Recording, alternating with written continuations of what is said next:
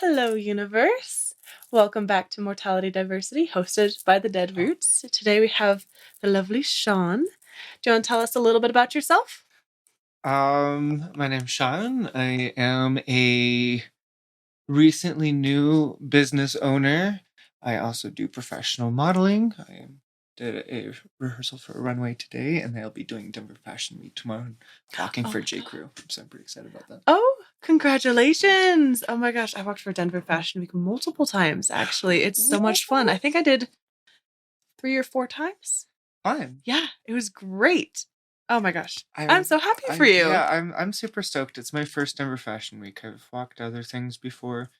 That are equivalent scale, like Red Ball, but that was one I never did. it's a blast. I Yeah? highly recommend it. Oh my gosh, I always miss the castings for that one. Well, if I ever find out the casting for the next one, I'll send you something. Ooh, yes, I'd love to walk with you. Yeah, That'd be so great. How old are you, dear? I am 27 years old, or young. I'm 27 years young. Love it. And do you identify with any type of religion as it stands right now? I am Buddhist. Buddhist? Yes. What does that entail to you? What does that mean to you? Just genuinely treating people with respect and kindness, and always trying to focus your energy in a positive light instead of a negative light. I know that we can kind of get wrapped up in our emotions and be angry with each other and be frustrated, but at the end of the day, if we can focus on grounding ourselves and working towards being a better person each day, that we wake up and say, hey, I know yesterday may have been a shit show, but today I'm going to do better. And the next day I plan on doing better than that, and always trying to one up yourself and better I your like life. the way you worded that. Yeah. Exactly. It's all about that self-reflection and self-improvement. Yeah. I love that. Exactly. So when I met you, we discussed a little bit about this moment that we're in now. Yes. And you were telling me a little bit about the fur industry, and that's something I really wanted to talk about with you today. I thought that was super fascinating. Absolutely. So I'm a supporter of fur, but I'm a supporter of fur because I know how it runs and what the curtails of it are. I don't want to like throw PETA under the bus, but they've done a really awful job of smearing the name of the fur industry while leaving leather and the meat industries and all these other industries that kill animals untouched, basically. Yeah. And the thing about the fur industry is, yes, there are some people out there or some companies out there that will treat the furs horribly or the animals horribly, which is not humane and it's not condoned, especially in the fur industry. People don't like it. It's not something that's really warranted or wanted in the industry. One of my friends, her family owns a mink farm, and she tells me all the time of how well taken care of the minks are and how they're raised. And like the mama mink will kick some of the minks out of the little nest and neglect them. And so her mom would have to, or her grandmother, whoever was there at the time, would have to nurse those little baby minks to health and raise them because the mama would not raise the mink. And so um I wish people would know that it's not really as awful as it's been portrayed over the years, and that a lot of the time the animals are incredibly well taken care of, especially because when you're trying to harvest a fur of an animal, you want the fur to be really soft and silky and well taken care of, because then that fetches a high price for the fur, right? So you have to take care of the animal. If you stuff them in tiny little cages and treat them like shit, like the pork and the beef industries. Yeah, it's notorious for that. They pump them full of antibiotics and all of these horrible things and treat them horribly, and that's not the case in the fur industry because they're harvesting the outside of the fur. So you can't stress an animal out. If you stress an animal out, it will start balding. You know what I mean? Look at it this way: if a human were to be stressed out, they start to bald, right? Like, have you ever heard of, oh, your kids gave you gray hairs? You know what I Yeah. mean? That's an age-old saying. It's because stress caused your hair to start to go gray and bald because of the fact that you're trying to figure out how to provide for your family and you. And on top of that, your kids are acting atrocious and being awful, you know what I mean? And Mm. adds to all that stress and other things in life that accumulate that stress. And the more stress you have, the more unhealthy you become, the more health problems that you gain, like cancer, balding, skin diseases, etc., so forth. It's a scientifically proven thing, and in the medical world, it's proven that stress can cause serious, severe medical issues. So, if you want to raise properly well groomed fur for a coat, you don't want a stressed animal. You want a very well taken care of animal that lives a life of leisure. And then when the animal passes away, what they do is they'll put it to sleep like they do a dog. So they just pass away. It's so humane and soothing for the animal. So they live a good life. And then there's even some fur farms where they will allow the animal to live a natural life and pass away naturally. And then when the animal passes away naturally, then they'll harvest the fur. That's really fascinating. So what do they do with like the rest? It seems weird to say, but like the rest of the body. Like what do they do with all of that? I Because that's mean, definitely a pretty substantial amount. Like minks are a little bit different because they're so tiny. There's not a lot to dispose of. It seems weird yeah, to say about like a living creature, but it does get disposed of like anyone else stuck in a morgue or something. There's a yeah, disposal process. yeah. I'm sure probably just like anything, maybe an incinerator, or if the animal is edible, then they could potentially use it for meat. There's some countries that eat meat that we don't eat. You know what I mean? Mhm. So it could be potentially used for meat, but um, Like cow leather or something like they would probably like I know that some like beef farmers, especially like really, really local humane ones, they have deals with some fur industries like tanners and things that they will actually pretty much like give them the fur and the leather and they will use what they can out of that and then donate the teeth and the bones and everything like that to jewelers and the meat obviously is right, food. right, um yeah. that's just super interesting to think about like that. So, how old would you say like some of these is like we'll just focus on the minks. Like how long do you think that they live? Cuz I would assume that they would want like a bigger animal. So it's not like they're killing them when they're like babies. No, I would say that they live until they're older adults. Mm, You know what I mean? And the way a process is done in a mink farm is that they're consistently having like a revolving chain. It's like crops, you know what I mean? You start one crop, well, one crop's already matured to its full extent, and then you have all the little stages in between so that there's a consistent production of that crop, right? mm, So, that would be the similar equation for minks is that you would have various stages of the mink's life that are being raised on the farm. You have the babies up to the much older generations that are being harvested, or trees, for example. They starts out as a little sproutling and then it grows to be a 20-foot tree and or a 10-foot tree and is used for Christmas trees or for houses or whatever. So those tree farms are for that, which I would support over like, chopping out a forest, which I think is wrong. So I would rather do a tree farm or hemp or something that is more ecologically sound than destroying the habitats that we have.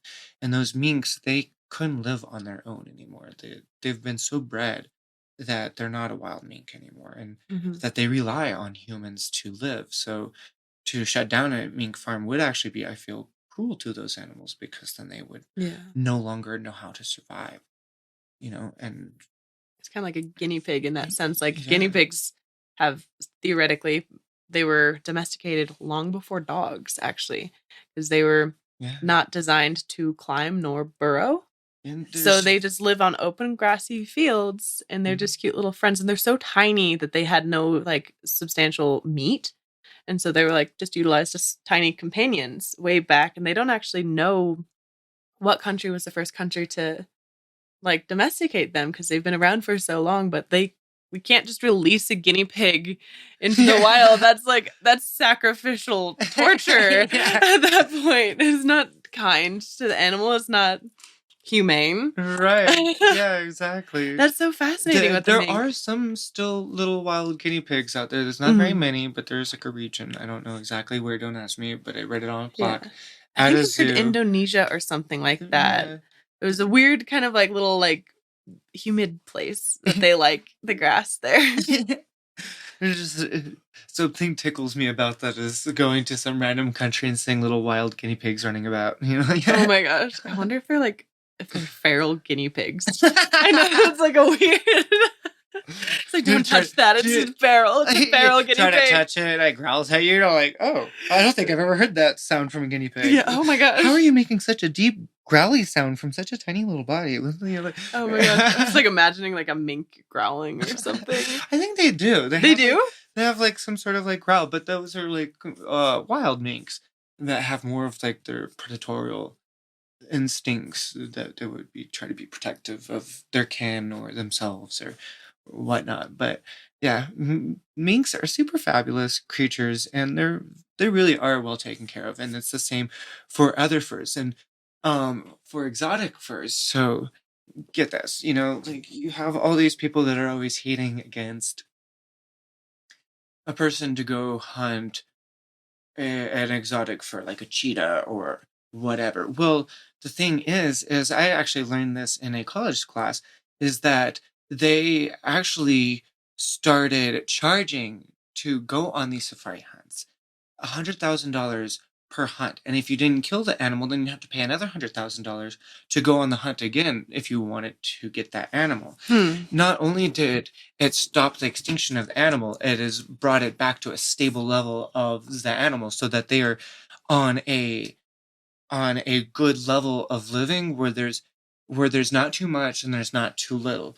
You know what I mean? It's like when hunters pay to go hunt elk or deer in the mountains, it's good to kind of have that licensing of saying you can only hunt so much, right? Because if you hunt too much, then it will decimate that animal and it could go to the verge of extinction, right? But if you and also detriment the entire like ecological surroundings. right, Like I know that like with elk and deer that they have different locations that they hunt during different seasons so that way they can repopulate in those areas. exactly. Otherwise, if the deer go, then the larger wildlife get sick and die and then they can't thrive and then the smaller animals like rabbits and some birds and stuff will just completely overpopulate and kill all the vegetation. Right, and So it's like this fine balance and that it's needs to the be same maintained. with deer as well. If there's an overpopulation of deer, the same thing will happen. It'll kill off all the vegetation and it can collapse the ecosystem. So,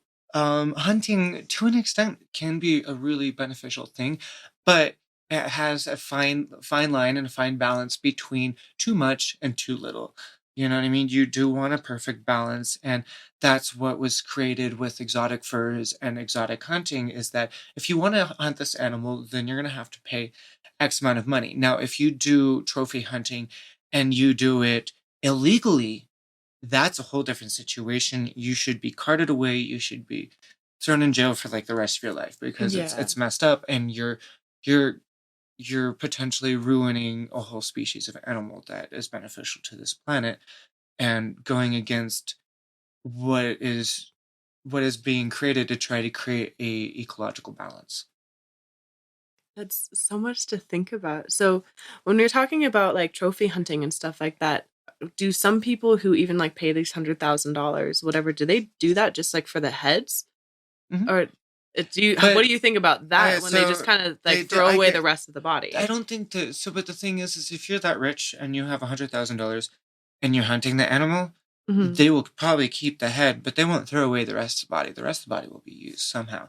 You know what I mean? There's people around them that will use that, or they might use it for a jacket themselves. You know what I mean? So at the Mhm. end of the day, you know, if you're spending that much money on an animal, you're not going to throw away the fur and the other things that the body could produce, Mhm. because that's the whole point of the hunt, is getting the exotic animal and having that fur as a throw rug or a fur jacket, or all of the different things that you can use from the body, and that's why a hunter would do that.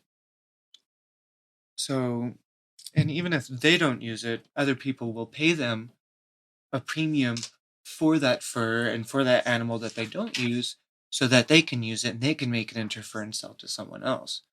You know what I mean? And then that person can recoup some of the $100,000 that they spent to trophy hunt that head that they wanted on their wall. So that's where the business comes in. Mhm. For sure. So like if we're talking like, I don't want to say like Gucci or Louis Vuitton.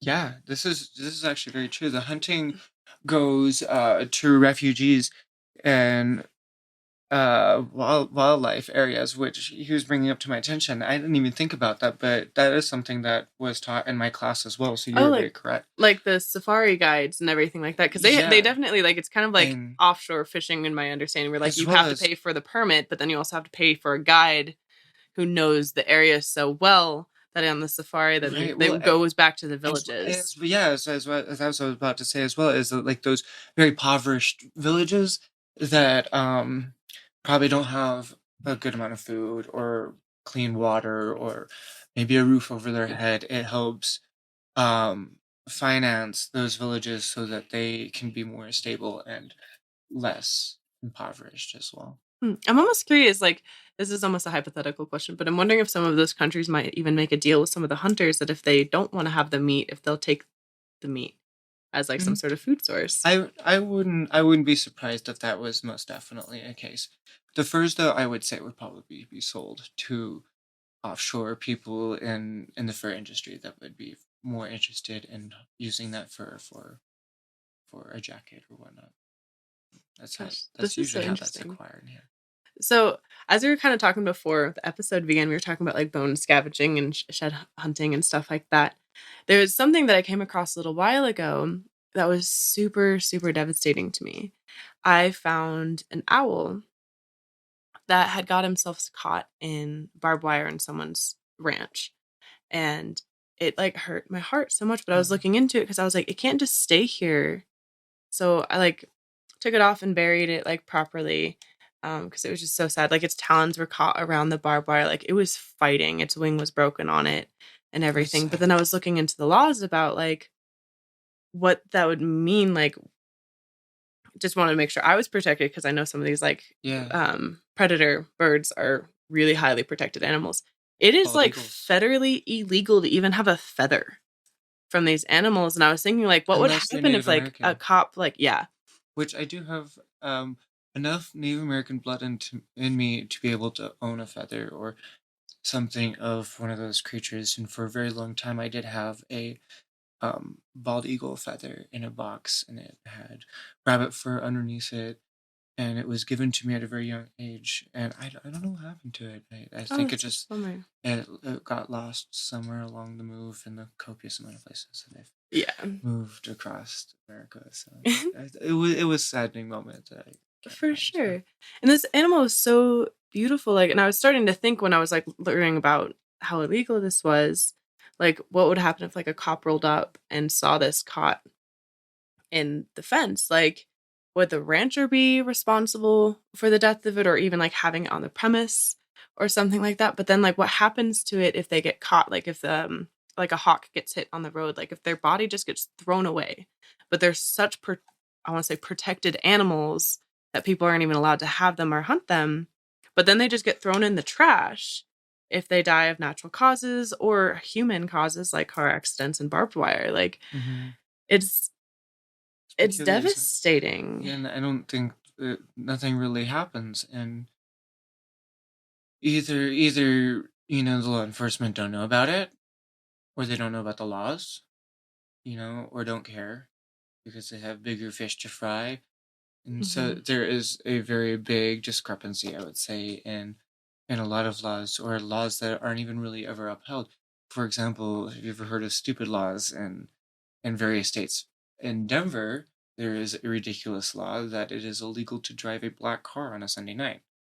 But you don't see people getting pulled over and ticketed because they're driving their car on a Sunday night and just because it's black, you know what I mean? Yeah, there's another one that I heard in Kansas. I can't remember what part or if it's the entire state, but it's a felony to walk around with a violin in a paper bag. It's like totally ridiculous. But like I feel like that definitely crosses into that boundary of like these predator birds that are just like I felt like I needed to do something for that owl. Yeah. So I may have potentially broken the law by trying to properly bury this beautiful creature. And the craziest part was actually while I was trying to get it out of the fence because I just could not leave it there. Like my heart was just drawn to it. Its body was still warm. Like it had just recently happened.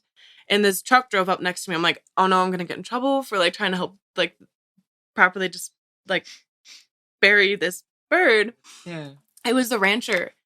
And he's like, oh my gosh, what are you trying to do? And I'm like, I can't leave it here. This is so sad. Like he was just probably trying to get some food and just flew straight into the fence. And he's like, he looks at it and like grabs its head a little bit and just looks at it. He's like, oh my gosh, this was my owl. This was literally like the owl that came to his barn every night and hooted for years. And so like he almost like shed a tear there in that moment and helped me get it off the fence. So we could properly give it like an appropriate burial that felt morally right, even if the justice wasn't in the right place there. Well, and I don't think necessarily that you did anything illegal. Those laws, I would say, are more in place for people that try to poach birds. You know what I mean? And so it would be more of the fact that it was set in place so people don't try to kill a bird that is veering towards the extinct section or is more majestic and has some sort of sentimental value to the American economy and the government and people as such and so forth that have settled on these plains, blah, blah, blah, right? Well, I would say that that was a natural cause and that you were simply being humane instead of leaving that bird in a tormented state and letting it rest peacefully. Thank you. Like I got like, I don't know, that warmed my heart a little bit because I've definitely, that's one of those instances that I've thought about a lot because especially meeting the rancher who like knew that owl, like it brought so much more life. Like obviously I was already attracted to the bird to try to help it, but like that just like gave a full scope picture. Like I knew its whereabouts, what it did nightly, that kind of stuff. It just brought so much more character. It's like almost the difference of any other living human that like, you know what they do. And then if you find out they pass away, it's like that humanness is still there. And like, I felt the human in this owl, as weird as that sounds. Like, I don't know. It's just when we're challenging these differentiations of life and death, speciesism has no place, I feel like. Which I feel like all life is fleeting. It's all entropy. You know? Yeah. And at the end of the day, we can make a purpose for things, or we can leave them or render them purposeless. You know, and I feel that there's a lot of waste that happens on this planet, and if you use the animals for a purpose and that is going to last for a long time, then that's a different situation than fast fashion, for example. Oh my gosh. Despise fast fashion. It's dangerous. It's dangerous. It's wasteful, and it is destructive to our planet. Plastic, the dyes. The dyes. Oh my gosh. The way that they've processed dyes now, and even back then, some dyes. So the way dyes came about, and specific colors, for example, some colors were royal colors and were specifically given to royal families and made for royal families, and it's because they would draw it from cuttlefish or shellfish or some sort of species beetle or something that was incredibly rare, and it's very hard to produce the dye, so that dye was very expensive for the fact that it was so uncommon to access it. It's like those deep blues, purples, reds. But now they have ways to synthesize the dye. So now it's a far more common thing. So you can have the Princess Anne blue that she wore, you know, or Princess Diane or whoever, you know what I mean? It's Tudor's red. Yeah, all of those colors are becoming more common because it's a synthetic dye. And it can be very detrimental to society. it can cause a massive impact. But I feel that's even a very low impact compared to other serious issues on this planet. Did you know that roughly about 80% of our air comes from the ocean? 80% of what? Our air. Oh yeah, the plankton and everything. The kelp farms, not farms, but there actually are more kelp farms. People are like harvesting these areas for that specifically. Kelp fields. Kelp fields. That's what they are. Yeah, and I was like, I know it's an F word. Mm-hmm. It's not that F word, but like an F word. we don't say that on the channel, right? Well, fuck it. And we just Jeff Rogan something. Yeah, right. Excuse me, Jeff. Did I just call Joe Rogan something? Jeff Rogan. Am I high without even being high? What's going on right now? It's high on life. You know it. Yeah, it's crazy to think about because people talk about all about the Amazon. They're like, oh, the Amazon rainforest. Like, I get it. It's such like that's like 20% or something like that. Well, the oceans are being literally washed away by our negligence. The Amazon rainforest is like our liver. It takes all of the toxic air and purifies it. Mm-hmm. It is the way I like to think about it. All the plants, it's kind of one of their processes is processing the air and purifying the air, and the ocean produces new air. Is the way I would like to picture it, so that they're both very symbiotic and very equivalently important. If you'd like to participate in this week's interactive Instagram question, what do you think is the most devastating part of the commercial fishing industry and why? Comment your answer on our Instagram page at The Dead Roots.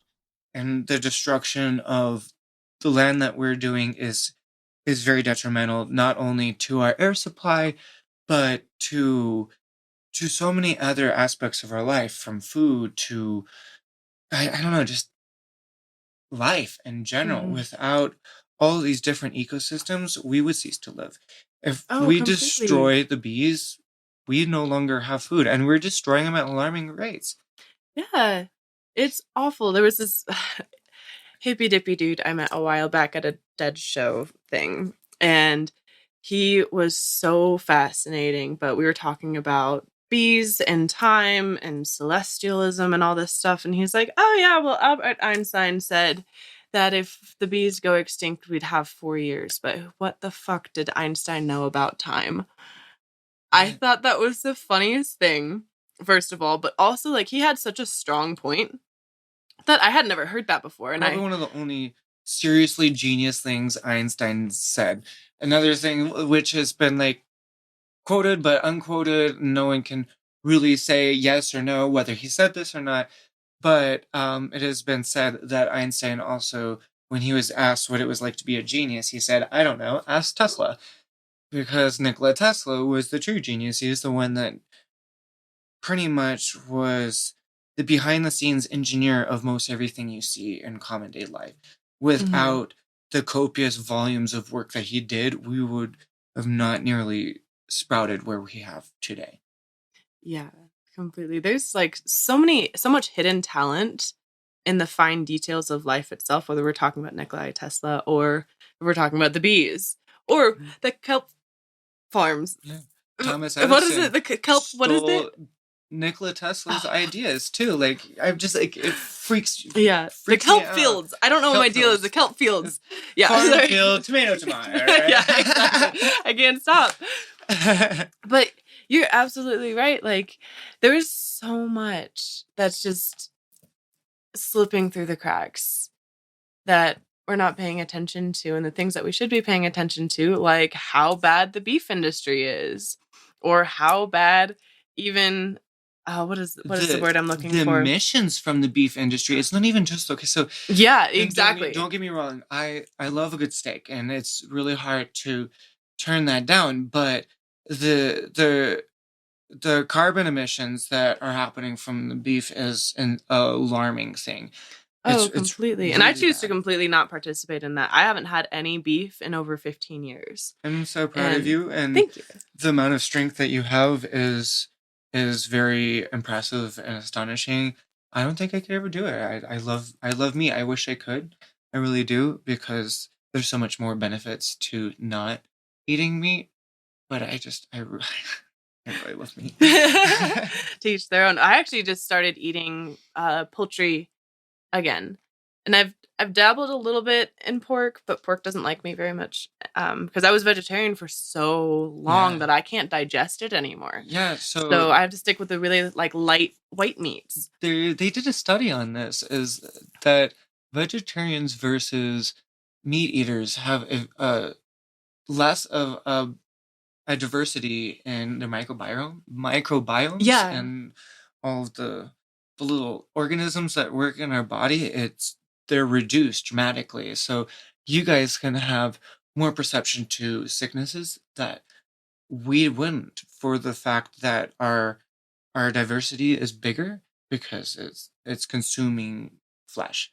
So it's consuming other microorganisms that you guys don't. What's interesting though is on the flip side is that we have to compensate with so much more fruits and vegetables that we actually harness a lot more probiotics in our microbiome that also simultaneously increases our immunity to some other things. So yes, we might have a lower immunity in this regard, but we also have a much higher immunity in another regard. Isn't that crazy? It's like a fine balance. That's kind of like why I started eating meat a little bit. You have more energy as well. Yeah, our endurance is significantly higher. It's so fascinating. Like I actually had to start eating meat again because of my health. Something shifted. We're not sure what, having some sort of undiagnosed autoimmune thing. And I was getting so tired. And I was getting kind of some weird like health stuff. And so I started eating poultry to try to get my protein and iron up.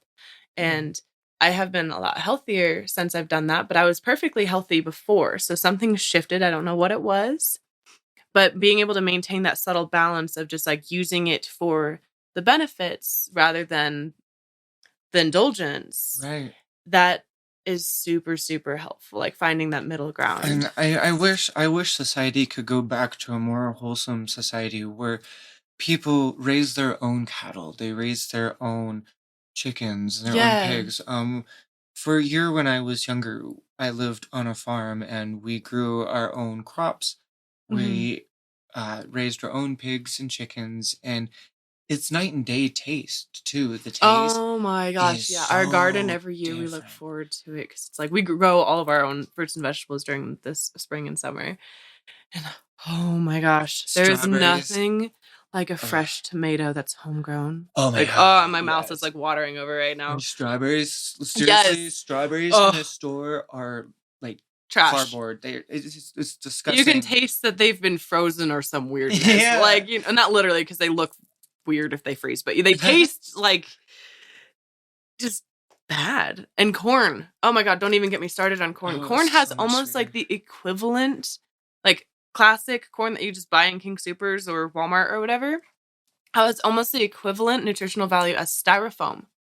At this point, it's been so heavily genetically modified for industrial uses that we just eat that too. And it's put in literally everything. Corn and soy is in every.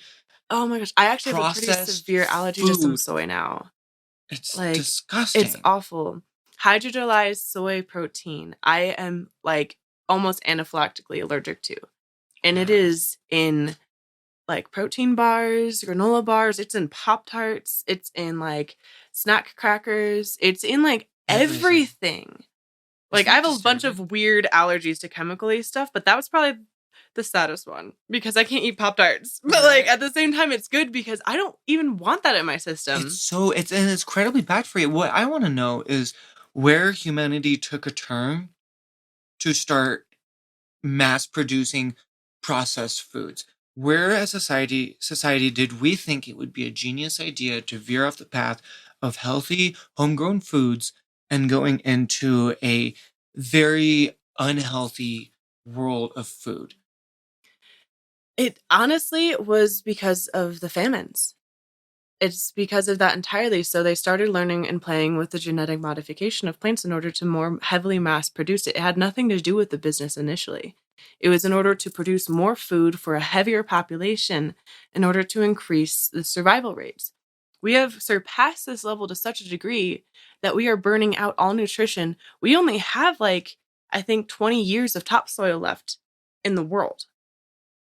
We have reached our limit on nutritious sustenance simply because of this mass production. There's no way we can overturn this with Monsanto and Miracle Grow or whatever the hell else that we have going on. This is poison to the earth. And then when we're putting the zinc oxide in the oceans and we're killing our oxygen, we have all of these things that we are killing ourselves slowly, but probably more efficiently than someone smoking a cigarette every 5 minutes. It's ridiculous. But I do have to say we are starting to run out of time. So I wanted to ask, do you have any closing notes you want to jump on? I kind of wanted to finish off with what you were saying there, that I feel like we call ourselves an intelligent society, but we are not. What intelligent society would sit there and purposely slowly kill themselves? It's not a virus. Logical. Exactly. And I personally believe that. I think that we are an absolute plague across this planet, and that we need to be stopped somehow. But it's not like the lower levels of society that needs to be stopped. It's these big heads at the top that are destroying this planet at an alarming rate just so that they can contain and maintain power and control and God knows what else that they get out of it. I don't get it, because they're killing themselves in the process. Yeah. And what's all that good gonna do? Lining your pockets with gold is not gonna do you any good if you can't live.